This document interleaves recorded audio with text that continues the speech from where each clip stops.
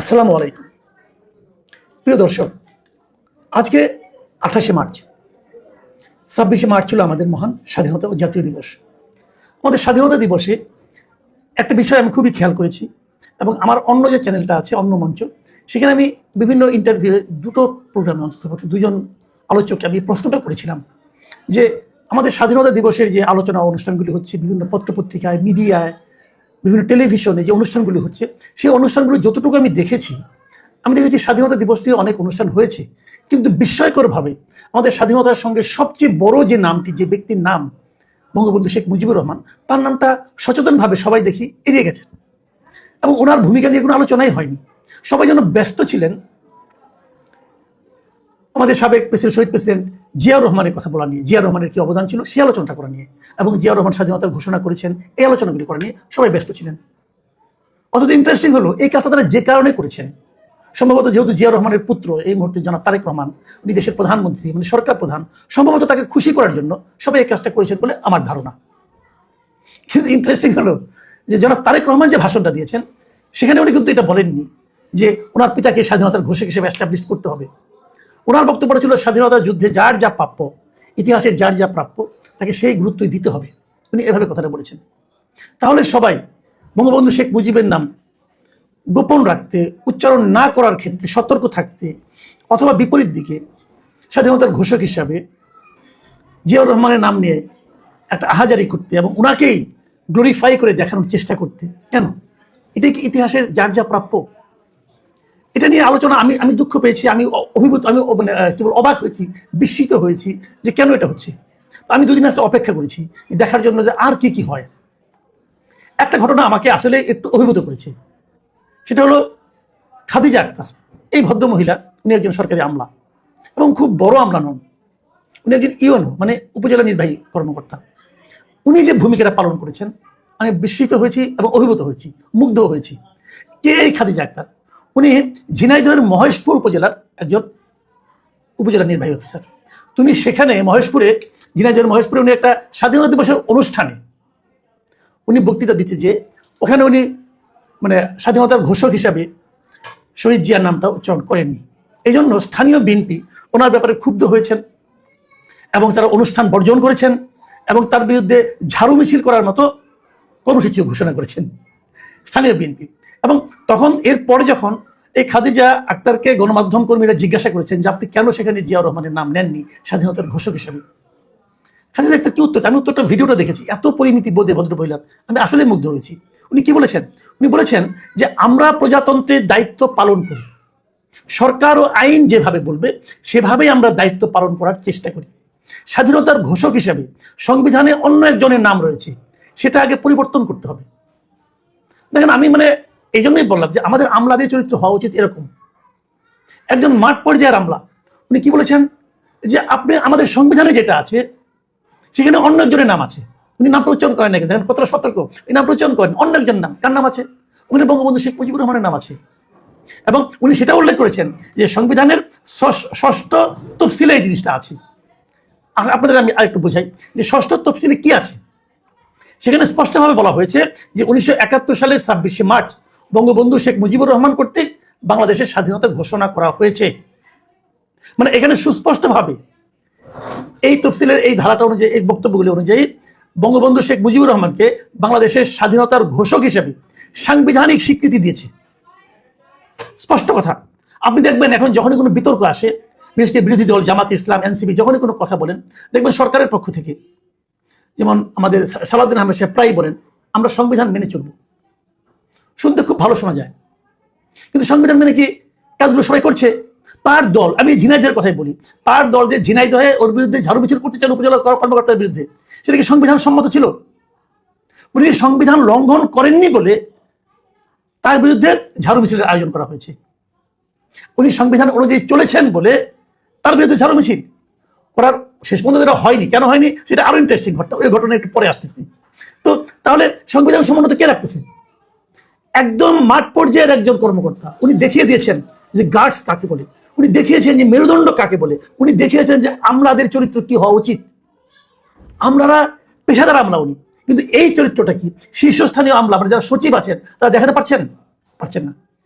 তারা কর্মকর্তা হুজুরের তুষ্টির জন্য কর্মকাণ্ড করছে, অথচ হুজুর সেটা চেয়েছে কিনা এটাও কেউ জিজ্ঞাসা করছে না। ওনারা ভাবছেন বঙ্গবন্ধুকে বাদ দিয়ে কেবল স্বাধীনতার ঘোষক হিসেবে জিয়াউর রহমানের মানে যদি প্রশংসা করা যায়, তার নাম বারবার উচ্চারণ করা যায়, তাহলে বোধ হয় তারেক রহমান সাহেব খুশি হবেন এবং তারেক রহমান সাহেবের সঙ্গে যারা আছেন তারাও সেই আচরণটা করে যাচ্ছেন।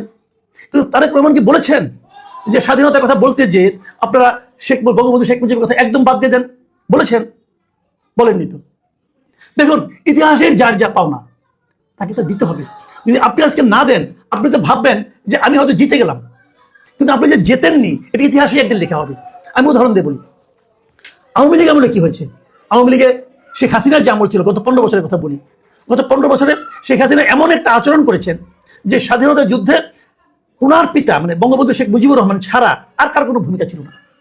এটা ঠিক ঠিক না, এটা একেবারেই ঠিক না।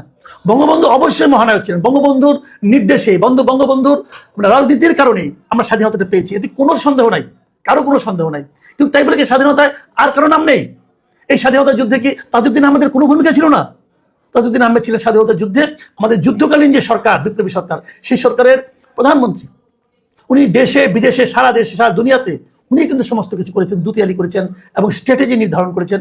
স্বাধীনতা যুদ্ধের সর্বাধিনায়ক কে ছিলেন? কর্নেল ওসমানী ছিলেন, জেনারেল ওসমানী ছিলেন। তাকে আপনি ভুলে যাবেন? স্বাধীনতা যুদ্ধের যে সেক্টর কমান্ডার ছিল, সেই সেক্টর কমান্ডাররা কারা ছিলেন? তাদের মধ্যে জেড ফোর্সের অধিনায়ক কে ছিলেন? একজন সেক্টর কমান্ডার কে ছিলেন? জিয়াউর রহমান ছিলেন। এবং এটাও সত্য যে 27 তারিখে কালুরঘাট বেতার কেন্দ্র থেকে জিয়াউর রহমান বঙ্গবন্ধুর পক্ষে স্বাধীনতার ঘোষণা দিয়েছিলেন। সেই ঘোষণার কারণে আমাদের যারা নাকি মুক্তিযোদ্ধা যারা ছিলেন তারা বিভিন্ন জায়গায় ছড়িয়ে ছিটিয়েছিলেন, তারা বুঝতে পারছিলেন না তারা কি করবেন। সেই সময় জেনারেল, ওই সময় তৎকালীন মেজর জিয়াউর রহমানের একটা ঘোষণা সকল মানুষকে কিন্তু ঐক্যবদ্ধ করেছে। এর গুরুত্ব আপনি ইগনোর করতে পারবেন না। সমস্ত এই দেখেন আমি যার যার নাম বললাম, এই প্রত্যেককে কিন্তু তার তার অবস্থান থেকে দেখতে হবে, কোনো একজনকে বাদ দিলে হতো না। হ্যাঁ, বঙ্গবন্ধু মহানায়ক ছিলেন, বঙ্গবন্ধু যখন অ্যারেস্ট করে নিয়ে গেল, তারপর তাজউদ্দিন সাহেব যদি বলতেন না আমরা যুদ্ধ এভাবে পরিচালনা করবো না, অন্যভাবে করবো, আমরা আপোষ করবো, যদি ওসমানী সাহেব তো রিটায়ার্ড ছিলেন, তাকে নিয়ে আসা হয়েছিল, তিনি যদি বলতেন আমি যুদ্ধ যদি এগুলো সবগুলি হতো, তাহলে কি স্বাধীন হতো? হয়তো হতো না, হয়তো হতো, অন্য কিছু হতো। কিন্তু এভাবে 9 মাসের মাথায় আমরা পেতাম না। কাজেই স্বাধীনতা যুদ্ধ, মুক্তিযুদ্ধ, আমাদের স্বাধীনতা প্রাপ্তি, বিজয়, এই সব কিছু একটা সম্মিলিত প্রচেষ্টা। এই প্রচেষ্টার এক একজনের এক একটা ভূমিকা মাথায় রাখতে হবে, এক একজনের এক একটা ভূমিকা। ধরেন একটা বড় মেশিন, সেই মেশিনটাকে ঠিক রাখার জন্য কিন্তু ধরেন একটা প্লেন, আমি প্লেনের কথাই বলি, প্লেনের যদি চলন্ত অবস্থা একটা স্ক্রু যদি ঠিকঠাক মতো কাজ করতে পারে, ওই প্লেন কিন্তু ক্রাশ করবে। কিন্তু স্ক্রুটাকে কিন্তু ক্যাপ্টেন বলা যাবে না, ক্যাপ্টেন আরেকজন।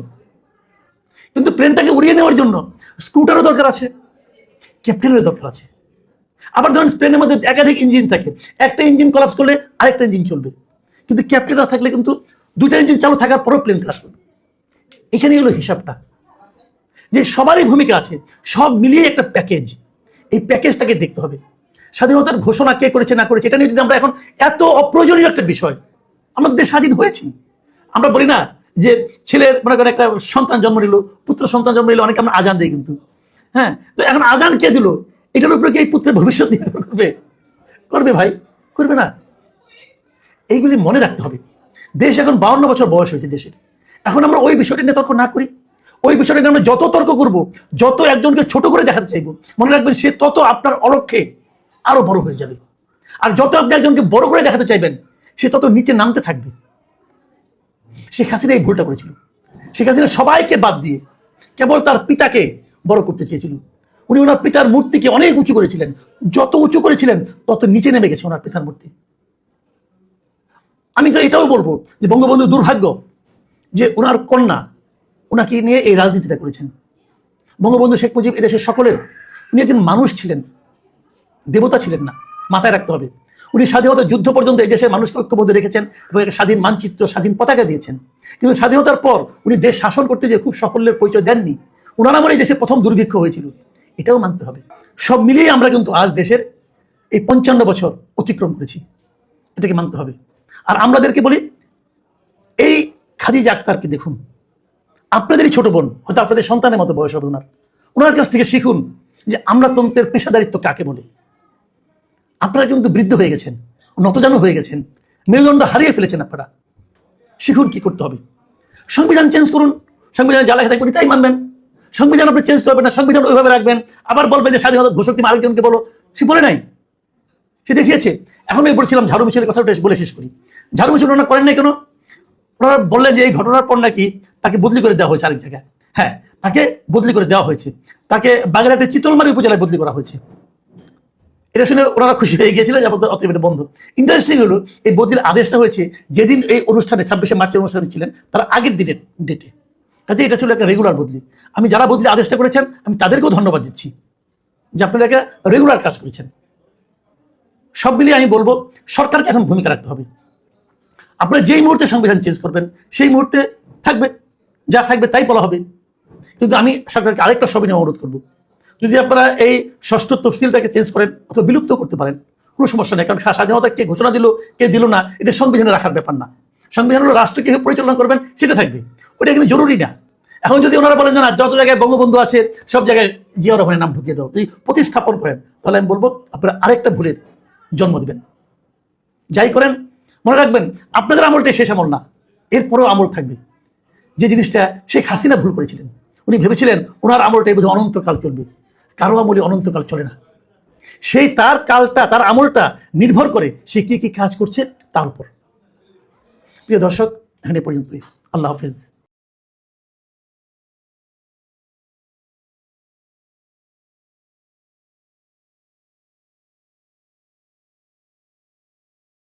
আসসালামু আলাইকুম। প্রিয় দর্শক, আজকে 28শে মার্চ, 26শে মার্চ ছিল আমাদের মহান স্বাধীনতা ও জাতীয় দিবস। আমাদের স্বাধীনতা দিবসে একটা বিষয় আমি খুবই খেয়াল করেছি, এবং আমার অন্য যে চ্যানেলটা আছে অন্য মঞ্চ, সেখানে আমি বিভিন্ন ইন্টারভিউ দুটো প্রোগ্রামে অন্ততপক্ষে দুজন আলোচককে আমি প্রশ্নটা করেছিলাম যে আমাদের স্বাধীনতা দিবসের যে আলোচনা অনুষ্ঠানগুলি হচ্ছে বিভিন্ন পত্রপত্রিকায়, মিডিয়ায়, বিভিন্ন টেলিভিশনে যে অনুষ্ঠানগুলি হচ্ছে, সেই অনুষ্ঠানগুলো যতটুকু আমি দেখেছি স্বাধীনতা দিবস নিয়ে অনেক অনুষ্ঠান হয়েছে, কিন্তু বিস্ময়করভাবে আমাদের স্বাধীনতার সঙ্গে সবচেয়ে বড় যে নামটি, যে ব্যক্তির নাম বঙ্গবন্ধু শেখ মুজিবুর রহমান, তার নামটা সচেতনভাবে সবাই দেখি এড়িয়ে গেছে, এবং ওনার ভূমিকা নিয়ে কোনো আলোচনাই হয়নি। সবাই যেন ব্যস্ত ছিলেন আমাদের সাবেক প্রেসিডেন্ট, শহীদ প্রেসিডেন্ট জিয়াউর রহমানের কথা বলা নিয়ে, জিয়া রহমানের কি অবদান ছিল সেই আলোচনাটা করা নিয়ে, এবং জিয়াউর রহমান স্বাধীনতার ঘোষণা করেছেন এই আলোচনাগুলি করা নিয়ে সবাই ব্যস্ত ছিলেন। অথচ ইন্টারেস্টিং হলো এই কাজটা তারা যে কারণে করেছেন, সম্ভবত যেহেতু জিয়া রহমানের পুত্র এই মুহূর্তে জনাব তারেক রহমান, উনি দেশের প্রধানমন্ত্রী, মানে সরকার প্রধান, সম্ভবত তাকে খুশি করার জন্য সবাই এই কাজটা করেছেন বলে আমার ধারণা। কিন্তু ইন্টারেস্টিং হলো যে জনাব তারেক রহমান যে ভাষণটা দিয়েছেন সেখানে উনি কিন্তু এটা বলেননি যে ওনার পিতাকে স্বাধীনতার ঘোষক হিসেবে এস্টাবলিশ করতে হবে। ওনার বক্তব্যটা ছিল স্বাধীনতা যুদ্ধে যার যা প্রাপ্য, ইতিহাসের যার যা প্রাপ্য তাকে সেই গুরুত্বই দিতে হবে। উনি এভাবে কথাটা বলেছেন। তাহলে সবাই বঙ্গবন্ধু শেখ মুজিবের নাম গোপন রাখতে, উচ্চারণ না করার ক্ষেত্রে সতর্ক থাকতে, অথবা বিপরীত দিকে স্বাধীনতার ঘোষক হিসাবে জিয়াউর রহমানের নাম নিয়ে একটা আহাজারি করতে এবং ওনাকেই গ্লোরিফাই করে দেখানোর চেষ্টা করতে কেন? এটাই কি ইতিহাসের যার যা প্রাপ্য? এটা নিয়ে আলোচনা আমি দুঃখ পেয়েছি, আমি অভিভূত, আমি মানে কেবল অবাক হয়েছি, বিস্মিত হয়েছি যে কেন এটা হচ্ছে। আমি দুদিন আসলে অপেক্ষা করেছি দেখার জন্য যে আর কি কি হয়। একটা ঘটনা আমাকে আসলে একটু অভিভূত করেছে, সেটা হলো খাদিজা আক্তার। এই ভদ্রমহিলা, উনি একজন সরকারি আমলা এবং খুব বড় আমলা নন, উনি একজন ইউএনও মানে উপজেলা নির্বাহী কর্মকর্তা। উনি যে ভূমিকাটা পালন করেছেন আমি বিস্মিত হয়েছি এবং অভিভূত হয়েছি, মুগ্ধ হয়েছি। কে এই খাদিজা আক্তার? উনি ঝিনাইদহের মহেশপুর উপজেলার একজন উপজেলা নির্বাহী অফিসার। তুমি সেখানে মহেশপুরে, ঝিনাইদহের মহেশপুরে উনি একটা স্বাধীনতা দিবসের অনুষ্ঠানে উনি বক্তৃতা দিচ্ছে যে ওখানে উনি মানে স্বাধীনতার ঘোষক হিসাবে শহীদ জিয়ার নামটা উচ্চারণ করেননি। এই জন্য স্থানীয় বিএনপি ওনার ব্যাপারে ক্ষুব্ধ হয়েছেন এবং তারা অনুষ্ঠান বর্জন করেছেন এবং তার বিরুদ্ধে ঝাড়ু মিছিল করার মতো কর্মসূচিও ঘোষণা করেছেন স্থানীয় বিএনপি। এবং তখন এরপরে যখন এই খাদিজা আক্তারকে গণমাধ্যম কর্মীরা জিজ্ঞাসা করেছেন যে আপনি কেন সেখানে জিয়াউর রহমানের নাম নেননি স্বাধীনতার ঘোষক হিসাবে, খাদিজা আক্তার কি উত্তর? আমি উত্তরটা ভিডিওটা দেখেছি, এত পরিমিতি বোধে ভদ্রমহিলার, আমি আসলে মুগ্ধ হয়েছি। উনি কি বলেছেন? উনি বলেছেন যে আমরা প্রজাতন্ত্রের দায়িত্ব পালন করি, সরকার ও আইন যেভাবে বলবে সেভাবেই আমরা দায়িত্ব পালন করার চেষ্টা করি। স্বাধীনতার ঘোষক হিসাবে সংবিধানে অন্য একজনের নাম রয়েছে, সেটা আগে পরিবর্তন করতে হবে। দেখেন, আমি মানে এই জন্যই বললাম যে আমাদের আমলাদের চরিত্র হওয়া উচিত এরকম। একজন মাঠ পর্যায়ের আমলা, উনি কি বলেছেন যে আপনি আমাদের সংবিধানে যেটা আছে সেখানে অন্য একজনের নাম আছে, উনি নামটা উচ্চারণ করেন নাকি, দেখেন কতটা সতর্ক, এই নামটা উচ্চারণ করেন, অন্য একজনের নাম। কার নাম আছে? ওখানে বঙ্গবন্ধু শেখ মুজিবুর রহমানের নাম আছে, এবং উনি সেটা উল্লেখ করেছেন যে সংবিধানের ষষ্ঠ তফসিলে এই জিনিসটা আছে। আপনাদের আমি আরেকটু বোঝাই যে ষষ্ঠ তফসিলে কি আছে। সেখানে স্পষ্টভাবে বলা হয়েছে যে 1971 সালের 26শে মার্চ বঙ্গবন্ধু শেখ মুজিবুর রহমান কর্তৃক বাংলাদেশের স্বাধীনতা ঘোষণা করা হয়েছে। মানে এখানে সুস্পষ্টভাবে এই তফসিলের এই ধারাটা অনুযায়ী, এই বক্তব্যগুলি অনুযায়ী বঙ্গবন্ধু শেখ মুজিবুর রহমানকে বাংলাদেশের স্বাধীনতার ঘোষক হিসেবে সাংবিধানিক স্বীকৃতি দিয়েছে। স্পষ্ট কথা। আপনি দেখবেন এখন যখনই কোনো বিতর্ক আসে, বিশেষ করে বিরোধী দল জামাত ইসলাম, এনসিপি যখনই কোনো কথা বলেন, দেখবেন সরকারের পক্ষ থেকে, যেমন আমাদের সালাউদ্দিন আহমেদ সাহেব প্রায় বলেন আমরা সংবিধান মেনে চলব। শুনতে খুব ভালো শোনা যায়, কিন্তু সংবিধান মেনে কি কাজগুলো সবাই করছে? তার দল, আমি ঝিনাইদহের কথাই বলি, তার দল যে ঝিনাইদহে ওর বিরুদ্ধে ঝাড়ু মিছিল করতে চান উপজেলা কর্মকর্তার বিরুদ্ধে, সেটা কি সংবিধান সম্মত ছিল? উনি সংবিধান লঙ্ঘন করেননি বলে তার বিরুদ্ধে ঝাড়ু মিছিলের আয়োজন করা হয়েছে। উনি সংবিধান অনুযায়ী চলেছেন বলে তার বিরুদ্ধে ঝাড়ু মিছিল করার শেষ পর্যন্ত এটা হয়নি। কেন হয়নি সেটা আরো ইন্টারেস্টিং ঘটনা, ওই ঘটনা একটু পরে আসতেছি। তো তাহলে সংবিধান সম্মত কে রাখতেছে? একদম মাঠ পর্যায়ের একজন কর্মকর্তা। উনি দেখিয়ে দিয়েছেন যে গার্ডস কাকে বলে, উনি দেখিয়েছেন যে মেরুদণ্ড কাকে বলে, উনি দেখিয়েছেন যে আমলাদের চরিত্র কি হওয়া উচিত। আমলারা পেশাদার আমলা উনি, কিন্তু এই চরিত্রটা কি শীর্ষস্থানীয় আমলা মানে যারা সচিব আছেন তারা দেখাতে পারছেন না। তারা কর্মকর্তা হুজুরের তুষ্টির জন্য কর্মকাণ্ড করছে, অথচ হুজুর সেটা চেয়েছে কিনা এটাও কেউ জিজ্ঞাসা করছে না। ওনারা ভাবছেন বঙ্গবন্ধুকে বাদ দিয়ে কেবল স্বাধীনতার ঘোষক হিসেবে জিয়াউর রহমানের মানে যদি প্রশংসা করা যায়, তার নাম বারবার উচ্চারণ করা যায়, তাহলে বোধ হয় তারেক রহমান সাহেব খুশি হবেন, এবং তারেক রহমান সাহেবের সঙ্গে যারা আছেন তারাও সেই আচরণটা করে যাচ্ছেন। কিন্তু তারেক রহমান কি বলেছেন যে স্বাধীনতার কথা বলতে যে আপনারা বঙ্গবন্ধু শেখ মুজিবের কথা একদম বাদ দিয়ে দেন? বলেছেন? বলেননি তো। দেখুন, ইতিহাসের যার যা পাওনা তাকে তো দিতে হবে। যদি আপনি আজকে না দেন, আপনি তো ভাববেন যে আমি হয়তো জিতে গেলাম, কিন্তু আপনি যে জেতেননি এটা ইতিহাসে একদিন লেখা হবে। আমি উদাহরণ দিয়ে বলি, আওয়ামী লীগ আমলে কি হয়েছে? আওয়ামী লীগে শেখ হাসিনার যে আমল ছিল, গত 15 বছরের কথা বলি, গত 15 বছরে শেখ হাসিনা এমন একটা আচরণ করেছেন যে স্বাধীনতা যুদ্ধে ওনার পিতা মানে বঙ্গবন্ধু শেখ মুজিবুর রহমান ছাড়া আর কার কোনো ভূমিকা ছিল না। এটা ঠিক না, এটা একেবারেই ঠিক না। বঙ্গবন্ধু অবশ্যই মহানায়ক ছিলেন, বঙ্গবন্ধুর নির্দেশে, বঙ্গবন্ধুর রাজনীতির কারণেই আমরা স্বাধীনতাটা পেয়েছি, এতে কোনো সন্দেহ নাই, কারো কোনো সন্দেহ নাই। কিন্তু তাই বলে কি স্বাধীনতায় আর কারো নাম নেই? এই স্বাধীনতা যুদ্ধে কি তাজউদ্দিন আহমেদের কোনো ভূমিকা ছিল না? তাজউদ্দিন আহমেদ ছিলেন স্বাধীনতা যুদ্ধে আমাদের যুদ্ধকালীন যে সরকার, বিপ্লবী সরকার, সেই সরকারের প্রধানমন্ত্রী। উনি দেশে বিদেশে সারা দেশে সারা দুনিয়াতে উনি কিন্তু সমস্ত কিছু করেছেন, দুতিয়ালি করেছেন এবং স্ট্র্যাটেজি নির্ধারণ করেছেন। স্বাধীনতা যুদ্ধে সর্বাধিনায়ক কে ছিলেন? কর্নেল ওসমানী ছিলেন, জেনারেল ওসমানী ছিলেন। তাকে আপনি ভুলে যাবেন? স্বাধীনতা যুদ্ধে যে সেক্টর কমান্ডার ছিল, সেই সেক্টর কমান্ডাররা কারা ছিলেন? তাদের মধ্যে জেড ফোর্সের অধিনায়ক কে ছিলেন? একজন সেক্টর কমান্ডার কে ছিলেন? জিয়াউর রহমান ছিলেন। এবং এটাও সত্য যে 27 তারিখে কালুরঘাট বেতার কেন্দ্র থেকে জিয়াউর রহমান বঙ্গবন্ধুর পক্ষে স্বাধীনতার ঘোষণা দিয়েছিলেন। সেই ঘোষণার কারণে আমাদের যারা নাকি মুক্তিযোদ্ধা যারা ছিলেন তারা বিভিন্ন জায়গায় ছড়িয়ে ছিটিয়েছিলেন। তারা বুঝতে পারছিলেন না তারা কি করবেন। সেই সময় ওই সময় তৎকালীন মেজর জিয়াউর রহমানের একটা ঘোষণা সকল মানুষকে কিন্তু ঐক্যবদ্ধ করেছে। এর গুরুত্ব আপনি ইগনোর করতে পারবেন না। সমস্ত এই দেখেন আমি যার যার নাম বললাম, এই প্রত্যেককে কিন্তু তার অবস্থান থেকে দেখতে হবে। কোনো একজনকে বাদ দিলে হতো না। হ্যাঁ, বঙ্গবন্ধু মহানায়ক ছিলেন, বঙ্গবন্ধু যখন অ্যারেস্ট করে নিয়ে গেল, তারপর তাজউদ্দিন সাহেব যদি বলতেন না আমরা যুদ্ধ এভাবে পরিচালনা করবো না, অন্যভাবে করবো, আমরা আপোষ করবো, যদি ওসমানী সাহেব তো রিটায়ার্ড ছিলেন, তাকে নিয়ে আসা হয়েছিল, তিনি যদি বলতেন আমি যুদ্ধ যদি এগুলি সবগুলি হতো, তাহলে কি দেশ স্বাধীন হতো? হয়তো হতো না, হয়তো হতো অন্য কিছু হতো। কিন্তু এভাবে 9 মাসের মাথায় আমরা পেতাম না। কাজেই স্বাধীনতা যুদ্ধ, মুক্তিযুদ্ধ, আমাদের স্বাধীনতা প্রাপ্তি, বিজয়, এই সব কিছু একটা সম্মিলিত প্রচেষ্টা। এই প্রচেষ্টার এক একজনের এক একটা ভূমিকা মাথায় রাখতে হবে, এক একজনের এক একটা ভূমিকা। ধরেন একটা বড় মেশিন, সেই মেশিনটাকে ঠিক রাখার জন্য কিন্তু ধরেন একটা প্লেন, আমি প্লেনের কথাই বলি, প্লেনের যদি চলন্ত অবস্থা একটা স্ক্রু যদি ঠিকঠাক মতো কাজ না করে, ওই প্লেন কিন্তু ক্রাশ করবে। কিন্তু স্ক্রুটাকে কিন্তু ক্যাপ্টেন বলা যাবে না, ক্যাপ্টেন আরেকজন। কিন্তু প্লেনটাকে উড়িয়ে নেওয়ার জন্য স্ক্রুটারও দরকার আছে, ক্যাপ্টেনেরও দরকার আছে। আবার ধরেন প্লেনের মধ্যে একাধিক ইঞ্জিন থাকে, একটা ইঞ্জিন কলাপস করলে আরেকটা ইঞ্জিন চলবে, কিন্তু ক্যাপ্টেন না থাকলে কিন্তু দুইটা ইঞ্জিন চালু থাকার পরও প্লেন ক্রাশ করবে।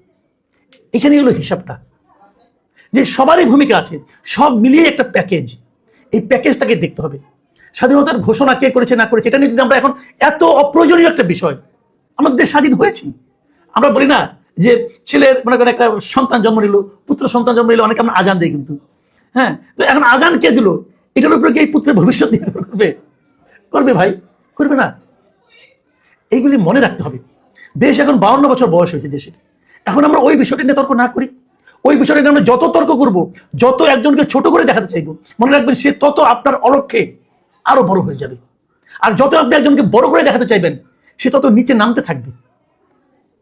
শেখ হাসিনা এই ভুলটা করেছিল। শেখ হাসিনা সবাইকে বাদ দিয়ে কেবল তার পিতাকে বড় করতে চেয়েছিল। উনি ওনার পিতার মূর্তিকে অনেক উঁচু করেছিলেন। যত উঁচু করেছিলেন তত নিচে নেমে গেছে ওনার পিতার মূর্তি। আমি তো এটাও বলবো যে বঙ্গবন্ধু দুর্ভাগ্য যে ওনার কন্যা ওনাকে নিয়ে এই রাজনীতিটা করেছেন। বঙ্গবন্ধু শেখ মুজিব এদেশের সকলের, উনি একজন মানুষ ছিলেন, দেবতা ছিলেন না, মাথায় রাখতে হবে। উনি স্বাধীনতা যুদ্ধ পর্যন্ত এই দেশের মানুষকে ঐক্যবদ্ধ রেখেছেন এবং একটা স্বাধীন মানচিত্র, স্বাধীন পতাকা দিয়েছেন। কিন্তু স্বাধীনতার পর উনি দেশ শাসন করতে যে খুব সাফল্যের পরিচয় দেননি। ওনার আমলে এই দেশে প্রথম দুর্ভিক্ষ হয়েছিল, এটাও মানতে হবে। সব মিলিয়ে আমরা কিন্তু আজ দেশের এই 55 বছর অতিক্রম করেছি, এটাকে মানতে হবে। আর আমাদেরকে বলি, এই খাদিজা আক্তারকে দেখুন, আপনাদেরই ছোট বোন, হয়তো আপনাদের সন্তানের মতো বয়স হবে ওনার। ওনার কাছ থেকে শিখুন যে আমলাতন্ত্রের পেশাদারিত্ব কাকে বলে। আপনারা কিন্তু বৃদ্ধ হয়ে গেছেন, নতজানু হয়ে গেছেন, মেরুদণ্ড হারিয়ে ফেলেছেন। আপনারা শিখুন কি করতে হবে। সংবিধান চেঞ্জ করুন, সংবিধানে যা লেখা থাকবে তাই মানবেন।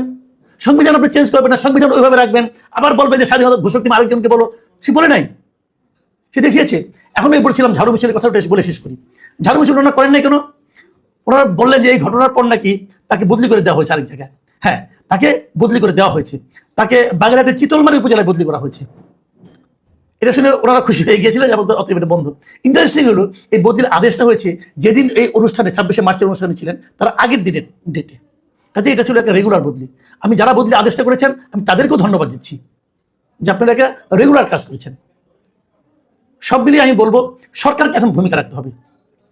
আপনারা যেই মুহূর্তে সংবিধান চেঞ্জ করবেন সেই মুহূর্তে থাকবে, যা থাকবে তাই বলা হবে। কিন্তু আমি সরকারকে আরেকটা সবিনয় অনুরোধ করবো, যদি আপনারা এই ষষ্ঠ তফসিলটাকে চেঞ্জ করেন অথবা বিলুপ্ত করতে পারেন, কোনো সমস্যা নেই। কারণ স্বাধীনতা কে ঘোষণা দিল কে দিল না এটা সংবিধানে রাখার ব্যাপার না। সংবিধান হলো রাষ্ট্র কিভাবে পরিচালনা করবেন সেটা থাকবে, ওটা কিন্তু জরুরি না। এখন যদি ওনারা বলেন যে না, যত জায়গায় বঙ্গবন্ধু আছে সব জায়গায় জিয়াউর রহমানের নাম ঢুকিয়ে দাও, এই প্রতিস্থাপন করেন, তাহলে আমি বলবো আপনারা আরেকটা ভুলের জন্ম দিবেন। যাই করেন মনে রাখবেন আপনাদের আমলটাই শেষ আমল না, এরপরেও আমল থাকবে। যে জিনিসটা শেখ হাসিনা ভুল করেছিলেন, উনি ভেবেছিলেন ওনার আমলটাই বোধহয় অনন্তকাল চলবে। কারো আমলে অনন্তকাল চলে না। সেই তার কালটা, তার আমলটা নির্ভর করে সে কি কি কাজ করছে তার উপর। প্রিয় দর্শক, এখানে পর্যন্তই। আল্লাহ হাফেজ।